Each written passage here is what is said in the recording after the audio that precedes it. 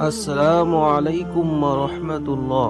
প্রিয় দর্শক মণ্ডলী, আজকে আপনাদের সম্মুখে শাবান মাসের গুরুত্ব, শবে বরাতের করণীয় বর্জনীয় এবং শবে বরাতের রোজা রাখা বা রাত্রি নামাজ পড়া এ সম্পর্কে কোরআন এবং হাদিস থেকে যতটুকু সম্ভব হবে আপনাদেরকে জানাবার চেষ্টা করব। কারণ এখন সোশ্যাল মিডিয়ায় কিছু সংখ্যক মানুষ যারা গলার জোর দেখিয়ে বলছে যে শবে বরাতের নামাজ পড়া হচ্ছে বিদআত, রোজা রাখা হচ্ছে বিদআত, অর্থাৎ যারা রোজা রাখবে নামাজ পড়বে তাদের জন্য জাহান্নাম যাওয়ার জন্য এটাই যথেষ্ট। এরকম এক শ্রেণী মানুষরা চিৎকার করে সোশ্যাল মিডিয়ায় চিল্লাইছে। সবচেয়ে বড় আফসোস কি জানেন তো, আজকে সমাজের মানুষরা দুনিয়াবি কিছু সমস্যার মধ্যে পড়লে, সেটা বাড়ি গাড়ি বা জমি জায়গা যে কোনো সমস্যা হোক না কেন, সেই সমস্যার কারণে অভিজ্ঞ মানুষের কাছে গিয়ে আমরা মাসুরালি বসি, ভাই আমার বাড়ির মধ্যে এই সমস্যাটা হয়েছে, আমি ধান লাগিয়েছি, আমার ধানের মধ্যে এই পোকা লাগছে, এই সমস্যা হচ্ছে, এর সমাধান কি? অর্থাৎ এক কথায় আমার দুনিয়াবি কোনো সমস্যা হলে আমরা অভিজ্ঞ মানুষের কাছে বসে তার কাছে ভালো মাসুরালি, যাতে আমার সেই সমস্যার সমাধান হয়ে যায়। কিন্তু বড় আফসোসের বিষয়, দিনী বিষয়ে কোনো সমস্যা হলে এর সমাধানের জন্য কোনোদিন কোনো অভিজ্ঞ আলেমের কাছে আমরা বসি না, আমার মসজিদের ইমামের কাছে আমরা বসি না, কোনো আলেমের সাথে সম্পর্ক রাখি না যে এই সমস্যার সমাধান কি। দিনী সমস্যার সমাধান তো একমাত্র অভিজ্ঞ আলেমরাই করতে পারবে। বড় আফসোস, আজকে আপনি দিনী কোনো সমস্যার মধ্যে পড়লে সোশ্যাল মিডিয়ার মধ্যে সার্চ করছেন আর জানার চেষ্টা করছেন যে এর সমাধান কি, আর সেখানে অসংখ্য মানুষ রয়েছে যারা শুধুমাত্র ভাইরাল হওয়ার কারণে হাদিসকে নিয়ে উল্টো ব্যাখ্যা করছে বা একে অপরের প্রতি দোষারোপ করছে, যার কারণে সে ভাইরাল হতে পারে। এই জন্য আপনাদেরকে আমি বলতে চাই, প্রিয় দর্শক মণ্ডলী, ধরুন আপনার যদি কোনো সমস্যা হয়, কোনো রোগ দেখা দেয়, আপনার চোখের সমস্যা হচ্ছে, আপনি চোখে ঠিক মতন দেখতে পাচ্ছেন না, ঝাপসা দেখছেন, এক্ষেত্রে কি আপনি মোবাইলের মধ্যে সার্চ করে দেখবেন? বা যদি বা সার্চ করেন যে আমার চোখে ঝাপসা দেখছি, এর জন্য কি করণীয়, তা আপনার কাছে হাজার হাজার ভিডিও চলে আসবে, এর সমস্যার সমাধানের কারণে হাজার ওষুধের নাম চলে আসবে। এরা আপনাকে কি করবে, সোশ্যাল মিডিয়ার মধ্যে বলে দিবে আপনার চোখের সমস্যার জন্য এই ড্রপটা লাগান, আপনার চোখে আর কোনো সমস্যা থাকবে না, পুরোপুরি সমস্যা সমাধান হয়ে যাবে। তাহলে বলুন তো, এই সমস্যার সমাধান কারণে কি আপনি ওই ইউটিউবারের কথা শুনে ওই ড্রপটা কিনে নিজের চোখের মধ্যে লাগাবেন? কখনোই লাগাবেন না। বরং এর জন্য একটা চোখের অভিজ্ঞ ডাক্তার দেখাবেন, যেই ডাক্তারটা ওষুধ লিখে দিবে সেই ওষুধটা আপনি লাগাবেন। অর্থাৎ আপনার শরীরের বা কোনো অসুবিধা হলে সেটা ইউটিউব থেকে সমাধান খোঁজেন না, সোশ্যাল মিডিয়া থেকে সমাধান খোঁজেন না, কিন্তু দিনই কোনো বিষয়ে যদি সমস্যার মধ্যে পড়েন তাহলে সেটা আপনি কি করছেন, সোশ্যাল মিডিয়ার মধ্যে সমস্যার সমাধান করছেন। আর এই কারণে আজকে বিভ্রান্ত লেগে যাচ্ছে। না হলে আজকের সমাজ এমন হতে পারে, কিছু কিছু মানুষকে দেখা যাচ্ছে যারা গলা ফাটিয়ে বলে বেড়াচ্ছে শবে বরাতের নামাজ পড়া বিদআত, রোজা রাখা বিদআত, আর এইগুলো শুনে কিছু কিছু মানুষরা কি করছে, এইগুলোর কারণে কি করছে, আলেমদের ওপর আঙ্গুল তুলছে, বলছে আমাদের ইমাম সাহেবরা কোনোদিন বলে না, আমরা ইউটিউব থেকে জানতে পারলাম, আমাদের মৌলানা সাহেবরা কোনোদিন বলেন না, আমরা সোশ্যাল মিডিয়ায় জানলাম যে এগুলো করা যাবে না কম। এই জন্য এই ইসলামিক যে কোনো বিষয় আপনি, যেটা আপনার মনের মধ্যে সন্দেহ লাগবে, খটকা লাগবে, সেটা আপনি একটা অভিজ্ঞ আলেমের কাছে বসে জানার চেষ্টা করুন না। এই জন্য আজকে আপনাদেরকে এই যে শবে বরাত নিয়ে হাজার রকম বিভ্রান্ত রয়েছে, এই সম্পর্কে সংক্ষেপে আপনাদেরকে কোরআন হাদিস থেকে কিছু কথা শোনাবো যে এই মাসে আমাদের কি করণীয় ও বর্জনীয়।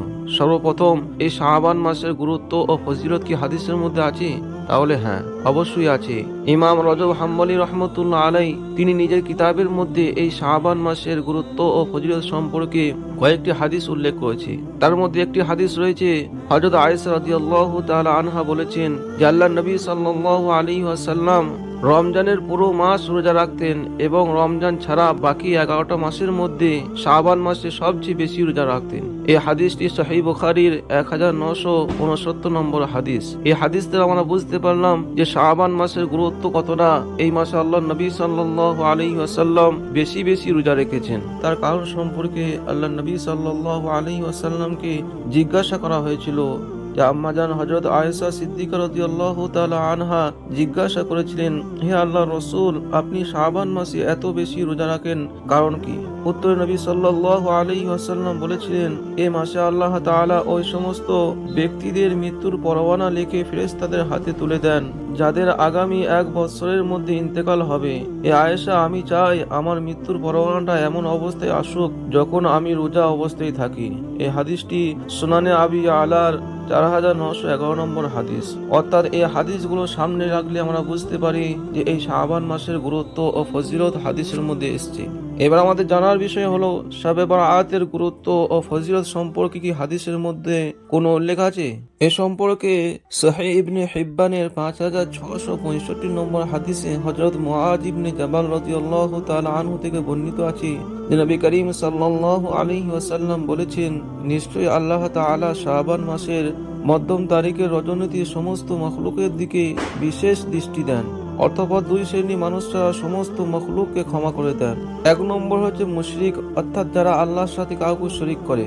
আর 2 নম্বর হচ্ছে হিংসুক, অর্থাৎ যে মানুষটি অপর মানুষের উপর হিংসা করে। এই 2 শ্রেণীর মানুষরা আল্লাহ সুবহানাহু ওয়া তাআলা এই রাতে অসংখ্য মানুষকে ক্ষমা করে দেন। শবে বরাতের ফজিলত সম্পর্কে দ্বিতীয় একটি হাদিস হযরত আবু বকর সিদ্দিক রাদিয়াল্লাহু তাআলা আনহু বলেছেন, নবী করিম সাল্লাল্লাহু আলাইহি ওয়াসাল্লাম ইরশাদ করেন, আল্লাহ তাআলা শাবান মাসের মধ্যম রজনীতে অর্থাৎ শবে বরাত নামক রজনীতে এই পৃথিবীর আসমানে অবতরণ করেন। অথবা 2 জন ব্যক্তি ছাড়া সমস্ত মানুষকে ক্ষমা করে দেন। একজন সে ব্যক্তি যার অন্তরে হিংসা আছে, আর অপরজন সে ব্যক্তি যে মহান আল্লাহর সঙ্গে কাউকে শরীক করে। এই হাদিসগুলি সামনে করে আমরা বুঝতে পারলাম যে শবে বরাতের রাতের গুরুত্ব ও ফজিলত হাদিসের মধ্যে এসেছে। এবার আপনাদের প্রশ্ন হতে পারে যে আল্লাহ সুবহানাহু ওয়া তাআলা প্রত্যেক রাতেই তো এই দুনিয়ার আসমানে আসে। এক্ষেত্রে একটা জিনিস খেয়াল রাখতে হবে, মুহাদ্দিসিন কিরাম বলেছেন যে আল্লাহ সুবহানাহু ওয়া তাআলা প্রত্যেক রাতেই দুনিয়ার আসমানে আসেন তাহাজ্জুদের সময়, কিন্তু এই শবে বরাত নামক রজনীতে সূর্য ডোবার সাথে সাথেই তিনি প্রথম আসমানে অবতরণ করেন এবং ফজর পর্যন্ত মাগফিরাতের দরজা খুলে রাখেন। অর্থাৎ এই হাদিসগুলো সামনে রাখলে আমরা বুঝতে পারি যে এই শবে বরাতের রাতের গুরুত্ব ও ফজিলত হাদিসের মধ্যে এসেছে। এবার আমাদের জানার বিষয় হলো যে এই শবে বরাতের রোজা রাখাটি কেমন। এই সম্পর্কে আমাদেরকে একটা বিষয় খেয়াল রাখতে হবে যে আল্লাহর নবী সাল্লাল্লাহু আলাইহি ওয়াসাল্লাম এই মাসে রোজা রেখেছেন দিন তারিখ ঠিক না করে, যে কোনো দিন যে কোনো তারিখে রোজা রেখেছেন। শুধুমাত্র লাস্টের 2 দিন অর্থাৎ 28 ও 29 তারিখে রোজা রাখতে আল্লাহর নবী সাল্লাল্লাহু আলাইহি ওয়াসাল্লাম মানা করেছেন। এই জন্য যে কোনো দিনই রোজা রাখতে পারে, সেটা শবে বরাতের পরের দিন হোক বা আগের দিন হোক, এই রোজা রাখাটা কোনো অসুবিধা নাই। তবে হ্যাঁ, একটা জিনিস যে দিন তারিখ ঠিক না করে রোজা রাখা। এই জন্য আমরা দিন তারিখ ঠিক না করে যে কোনো দিন আমরা বেশি বেশি রোজা রাখার চেষ্টা করি। এতক্ষণ আমরা শাবান মাসের গুরুত্ব, ফজিলত এবং শবে বরাতের করণীয় সম্পর্কে আলোচনা করেছিলাম, বা শবে বরাতের রোজা রাখাটা কেমন এই সম্পর্কে আলোচনা করা হলো। এবার আমাদের জানার বিষয় হলো যে এই দিনে আমাদের বর্জনীয় কাজ কি কি রয়েছে। অর্থাৎ আমাদের সমাজের মধ্যে আজকে বিভিন্ন রকম কার্যকলাপ হচ্ছে। অর্থাৎ কেউ এই দিনে কি করে, হালুয়া রুটি করে। কেউ কি করছে এই দিনে কবরস্থানের মধ্যে মোমবাতি ধূপকাঠি, নিজের বাড়ির মধ্যে মোমবাতি ধূপকাঠি আলো দিয়ে সাজাচ্ছে। এগুলো কি শরীয়ত সম্বোধন করে? এই সম্পর্কে আমাদের জানতে হবে যে এই সব বিষয়গুলো বানাওয়াট, এগুলো হচ্ছে মন গড়া। অর্থাৎ এই শবে বরাত উপলক্ষ করে কবরস্থানায় গিয়ে আলো দিয়ে সাজাতে হবে, তারা আত্মারা নিজের বাড়ির মধ্যে ফিরে আসবে, এরকম দ্বারা যেসব প্রচলিত কথাগুলো রয়েছে এগুলো সবই কি বানাওয়াট বা ভুল ধারণা। কারণ যে ব্যক্তি মারা যায় সে কোনোদিন আর ফিরে আসে না গো। এই জন্য এই শবে বরাতে আরো কিছু বর্জনীয় বিষয় রয়েছে, যেমন আতশবাজি ফোটানো, অর্থাৎ ছেলেদের হাতে পটকা তুলে দেওয়া আর তারা রাত্রের বেলায় এই পটকা ফোটানো, এটা হচ্ছে একটা খুবই জঘন্য গুনাহের কাজ। কারণ আল্লাহ সুবহানাহু ওয়া তাআলা কোরআন পাকের মধ্যে বলেছেন যে ইন্নাল মুবাদদিরিনা কানু ইখওয়ানাশ শায়াতিন, যারা বেকার খজুল খরচা করে তারা হচ্ছে শয়তানের ভাই। অর্থাৎ এই পটকা ফোটানোটা হচ্ছে একটা খজুল খরচার মধ্যে, আর এরকম যারা পটকা ফোটায় তারা হচ্ছে শয়তানের ভাই, আর এদের ঠিকানাও শয়তানের সাথে জাহান্নামে হবে। এই জন্য কোনোভাবেই এই রাতে পটকা ফোটানো যাবে না। এই জন্য এই রাতে আমরা বেশি বেশি নফল নামাজ, কোরআন তেলাওয়াত, তওবা, ইস্তেগফার ও জিকির করব এবং সমস্ত রকম অন্যায় গুনাহের কাজ, শিরিক, বিদআত বা যত রকমের আল্লাহ নাফরমানির কাজ রয়েছে সমস্ত রকম কাজকে ছেড়ে দেওয়ার চেষ্টা করব। পরিশেষে আল্লাহ সুবহানাহু ওয়া তাআলার কাছে দোয়া করি যে আল্লাহ সুবহানাহু ওয়া তাআলা এই শবে বরাত উপলক্ষে যত রকমের বিদআত রয়েছে, ভ্রান্ত ধারণা রয়েছে, এগুলো সবকিছু পরিহার করে তিনার হুকুম আহকামকে মেনে চলার তৌফিক দান করেন। আমিন।